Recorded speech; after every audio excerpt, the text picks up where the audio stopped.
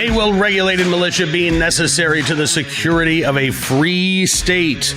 The right of the people to keep and bear arms shall not be infringed. Welcome to another edition of Bearing Arms, Cam and Company. My name is Cam Edwards. Glad that you've joined the program today. Coming up here in just a matter of moments, we're going to be talking with Adam Kraut from the Firearms Policy Coalition about some of the recent legal challenges and some of the upcoming legal challenges that the organization has been filing. If you read Bearing Arms, which hopefully you do each and every day, you have seen some of the stories that we've been covering about some of the recent litigation filed along with organizations like the Second Amendment Foundation. Actually, a new lawsuit just filed out of California, taking on California's handgun roster. This is sort of a weird law. California is not the only state because, well, it's the only state. I think the District of Columbia actually uses California's handgun roster to determine what guns are available to be owned by residents. And in California, this has become a huge issue. Not that it wasn't before, but it's gotten exponentially worse since California passed its microstamping law a few years ago. And so basically no new models of handguns have been able to be sold in California because the state of California considers unmicrostamped handguns to be unsafe. The problem is there's no way to actually create a microstamped handgun under California law. So there have been no new models of handguns introduced in the state. Meanwhile, you've had existing models that were on that roster be pulled by California's Department of Justice. And so the number of models of firearms that are available for purchase for California residents has shrunk dramatically. This is a slow motion gun ban. And again, this is one of the many lawsuits that the FPC has been engaged in along with other Second Amendment groups. So without any further ado, let's talk about some of these cases as well as some of the upcoming threats. If Joe Biden and Kamala Harris are sworn in January as the next president and vice president.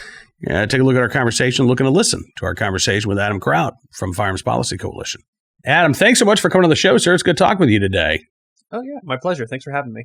Absolutely. I got to tell you, man, Firearms Policy Coalition, you all have been exceedingly busy in the legal fronts here lately. It seems like every day we're getting a press release, sometimes 2 or 3 press releases a day talking about new litigation that y'all are filing. So let's kind of talk about the legal strategy for FPC right now. Obviously, with Justice Amy Coney Barrett on the Supreme Court, gun owners are feeling more confident than we have in recent years that the court is going to take a case. What is it that you're looking at in terms of, potential cases that you all are filing right now? Sure. So part of this is our long-term litigation strategy that timeline-wise got accelerated a little bit. So this was stuff that we kind of already had in the works and we're working towards. Really, we're looking at the areas that we think, the court is apt to potentially address, and there's certain demographics that would like to see lawsuits in certain areas where you look at it from the standpoint as to logically what would the Supreme Court potentially address next, and I think those are just too far afield from where we are with the Heller and then subsequently the McDonald decision. So we're, as you can see by the things that we've been filing, we're focused on carry pretty heavily, and there's in the 18 to 20 as far as young adults being able to purchase and possess handguns from a federal firearms licensee, because obviously state law there differs. So things like that are going to be what we're currently looking at. And then there's a few other things up our sleeve that I'm not quite prepared to publicly talk about. That's all right. I know when the time comes that you're more than welcome to come back on and we can talk about those things. You'll see a press release. Excellent. And when you look at some of the cases, obviously we had nearly a dozen cases turned away by the Supreme Court earlier this year, which was a bitter disappointment for a lot of Second Amendment advocates. What are some of the cases that you think could get to the Supreme Court first, and some of the issues that the court may be confronted with here in the coming months? Where are we in terms of some of these cases that are already making their way through the appellate process? Sure. So there's a couple cases, one of which is one that I was trial counsel on and that FPC has supported, and that has to do with an individual who is a prohibited person, so the felon in possession ban.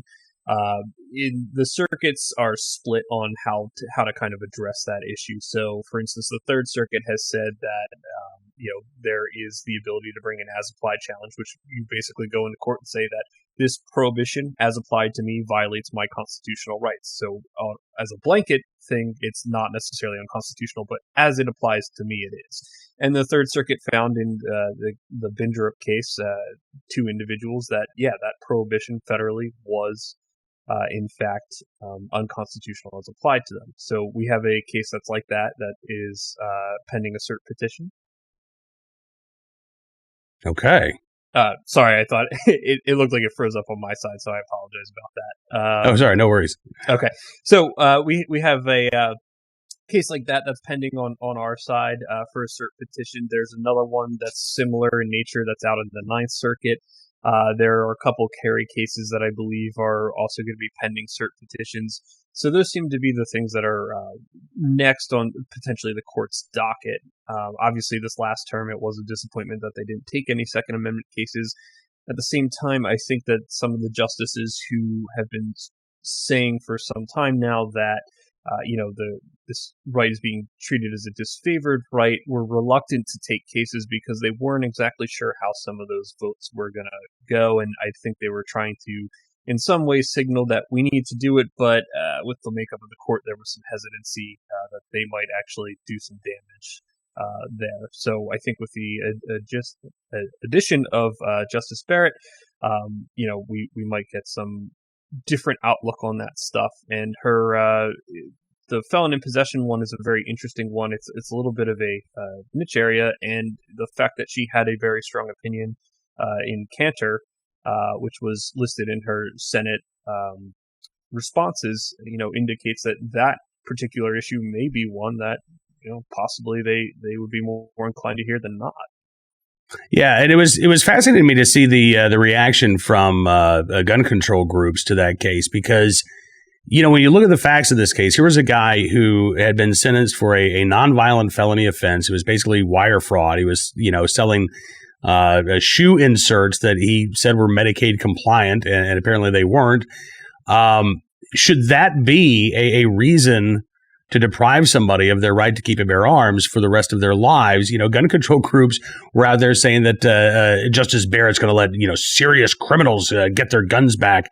And we can have an argument about whether or not you should have your entire rights restored once your sentence is served. I tend to fall down along those lines. But the idea that Ricky Cantor was some sort of dangerous felon who should never be allowed to possess a firearm, I mean, that just didn't fit the facts of the case.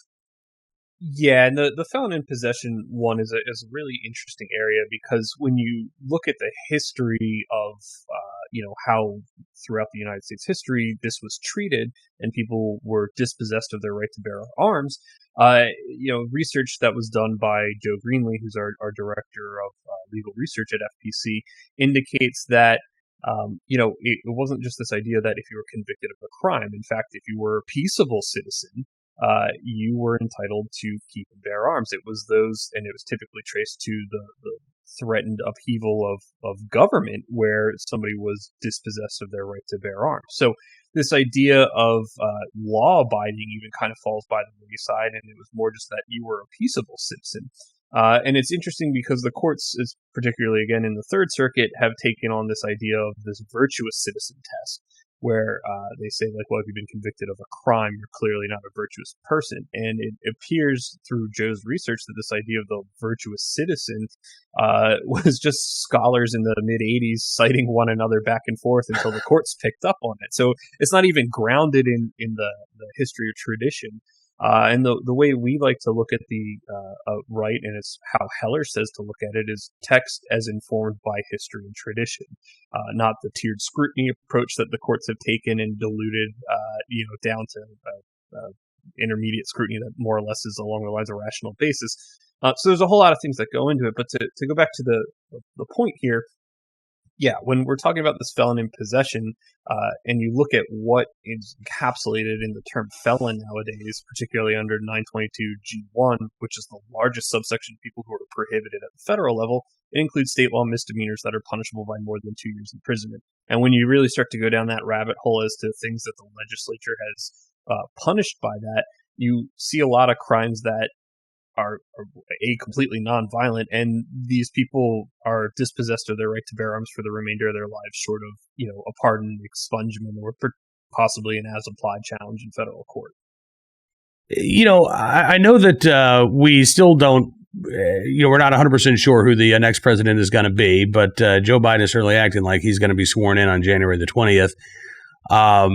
It looks like Congress is going to be very closely divided. It's going to be, I think, an uphill challenge for Biden to get some of his legislative items through, including this gun ban and buyback. But we're already seeing signs, Adam, that he's really going to weaponize the ATF and use the executive branch to target gun owners wherever possible. Is this something that you all it's already on your radar there at FPC? Yeah, we're pretty good about keeping our eye on the ball on pretty much everything. The nice thing about working for an organization is I don't have to do it all myself. There are guys that specifically just kind of watch the administrative world. There's others that are particularly in tune with the court. So yeah, we are paying attention to what would appear to be the Biden administration's moves. I'm sure you're aware and probably saw the article on it was Ammo Land and probably a bunch of various other places as well, which indicated that the transition team was already in touch with ATF and they were looking at pistol braces and what we call non-firearm objects, but are commonly referred to as 80% receivers. They're looking at attempting to get the ATF to take some kind of action on that.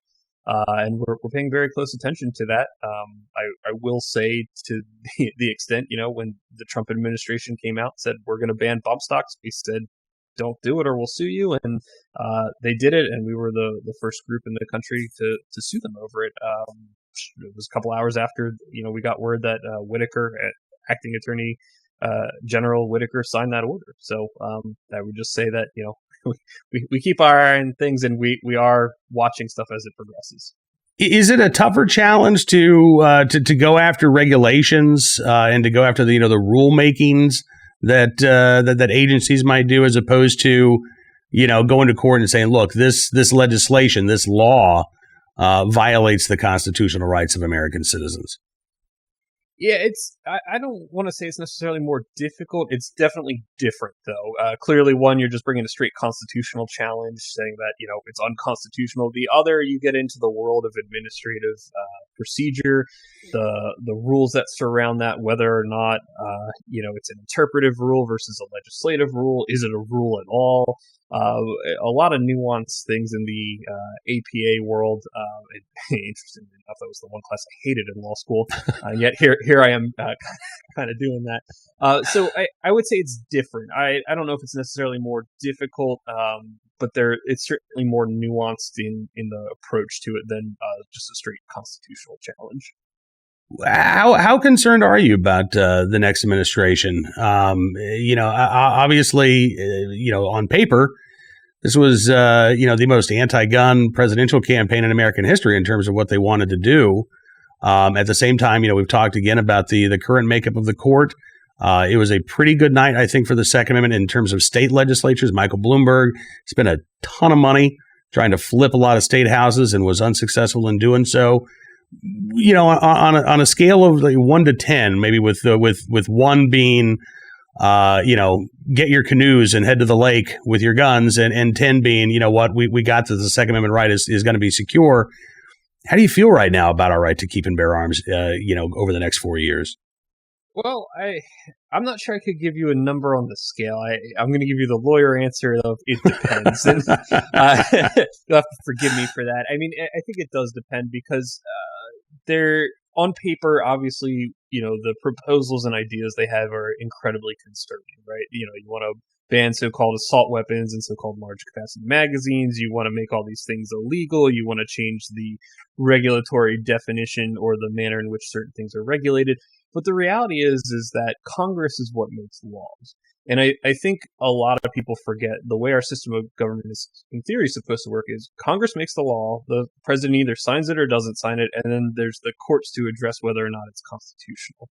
Now, the president does have some leeway when it comes to the executive agencies. So like ATF, there are obviously things that they could do through regulatory measures, or even some backdoor things where they start to change their internal agency position, and that can and likely will cause some consternation. So I would think if Congress is not set to move on legislation, and I have a hard time believing with it being so evenly split that they'd be able to ramrod something through. In fact, I think that might concern some of the Democrats, and they might not vote along party lines as to gun control because it is an incredibly divisive topic, and some of them still do come from districts where they are getting votes that cross over. However, the administrative agency part is a little more concerning. There certainly is more leeway for a president to have his policy preferences enacted through that manner.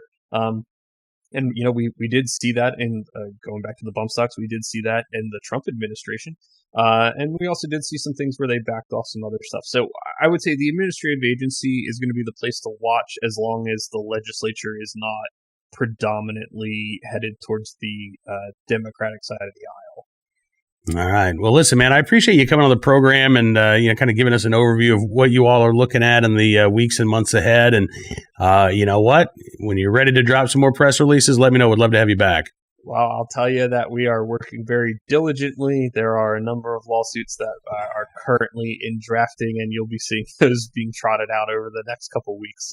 We're not stopping the pedals to the metal, and we're very busy.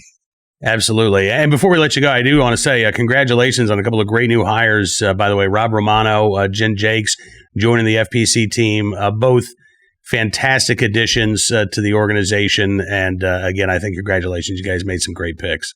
Thank you. We're very excited to have them. They're both very talented individuals, and we've been working very hard to build a very talented in-house team for the past almost 2 years now. Adam Kraut, again, the Director of Legal Strategy at the Firearms Policy Coalition. Thank you so much for coming to the program, sir. Look forward to doing this again soon. Great. Thanks for having me. I appreciate it. Appreciate Adam joining us on the program. You couldn't see this, but Adam actually had 2 dogs in the room with him. Good dogs. Very, very quiet. I was really kind of shocked by that. But we are a very pet-friendly program here.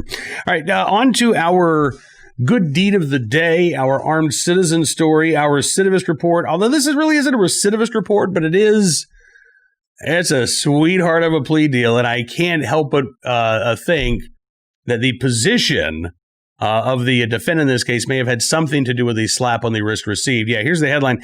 Ex-Senator Virgil Smith gets probation and plea deal for shooting up ex-wife's car while naked in 2015. Now, listen, he could have faced the same charges if he had pants on. It wasn't going to make a difference in that way. But Fox 2 in Detroit reporting that back in 2015, Michigan Senator Virgil Smith was arrested for shooting his ex-wife's Mercedes in the middle of the night while butt naked. And finally, on Wednesday came a conclusion, they say. Smith pleaded guilty to, by the way, 5 years it took to resolve this case. For real? Well, this week, Smith pleaded guilty to malicious destruction of personal property, over $20,000, as well as reckless use of a firearm, and was placed on probation for 4 months. Yeah, he's off probation in March of 2021. I know. David Steingold, Smith's attorney, said, my client had been drinking, took that gun, and did something that he'll regret the rest of his life. We're not trying to excuse it. Okay. But then he kind of did try to excuse it. Steingold went on to say that Smith's ex-wife, Anistia Thomas, showed up at his house when Smith was with his girlfriend, and that's what prompted Smith to shoot up Thomas's car. Steingold said, quote, had this woman not committed an illegal entry into the house, if she did not come over to her ex-husband's home, knowing that he had a guest in the house and barging her way in, we would not be having this conversation. Okay, look, let's say, by the way, prosecutors dispute that. They say there was a dispute as to why she ended up there and how she ended up there. It was resolved by way of plea. She had claimed that the two fought after Thomas went to his house and found his new lover in the bed naked. His ex-wife testified, I snatched the sheet off of her. He pulls on me. We wrestle. He punches me in my face a few times. Smith's girlfriend at the time testified that the ex-wife was being violent, saying that she was trying to get to me. All right, so there's definitely he said, she said, no, what would that be? He said, she said, she said, right? There's some of that. But let's just say for a second that Virgil Smith was there in his home with his new girlfriend and his ex-wife shows up and comes in the house and starts yelling. Are there more appropriate ways to handle the situation than to run outside naked with your gun and start shooting up your ex-wife's car? There are. There's a phone right beside you, somewhere in the house, right? I mean, probably not in your pockets because you're not wearing any pants. But yeah, there are ways to have resolved this without shooting up your ex-wife's Mercedes.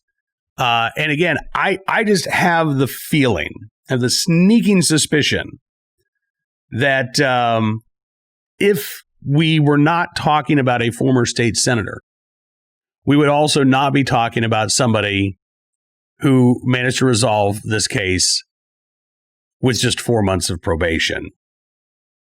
So there you go. Virgil Smith in Wayne County, Michigan. Not the recidivist report, but definitely a sweetheart plea deal. Our armed citizen story of the day from the state of Florida, Columbia County in Florida. WCJB reporting on an attempted burglary that ended up with the homeowner being able to defend himself and his family from this would-be intruder. So this was over the weekend. On Saturday, deputies responded to a home on a report of an attempted break-in. Victims shared that they had shot the home invader before the home invader then turned and fled. Nearby, they found 34-year-old Brandon Slakanwitz of Panama City Beach, Florida. He was suffering from 2 gunshot wounds to the upper body, taken to the hospital, where at last report he remains in the custody of deputies. Sheriff Mark Hunter said people have a right to protect themselves. He said incidents like this are extremely rare here, but I'm glad that this resident was prepared to defend their home and their family. Right now, the suspect in the case I'm not going to try to pronounce his name again, facing charges of attempted home invasion, robbery, aggravated assault with a firearm, armed burglary of a structure, grand theft of a firearm, burglary of conveyance, as well as grand theft. And once he is released from the hospital, he will be booked into the Columbia County Detention Facility on those laundry list of charges. Finally today, our good deed of the day. Story out of Richmond Heights, Ohio. The Cleveland Plain Dealer reports it was actually a slow night for Jonathan Ross. He was running radar on cars on Richmond Road. But Wednesday, about 1:30 in the morning, as he sat in a cruiser at a church parking lot, he said, I saw this car, and it looked like they were trying to pull in by the church's exit drive where I was sitting. It's 1:30 in the morning. I'm kind of on high alert when I see a car coming up to me in the middle of the night. Car stops on the side of the road. Young guy gets out. Officer Ross asked, what's going on? And he said, she's having the baby. And Ross said, I'm like, what? Yeah, there's Ross with his a canine partner.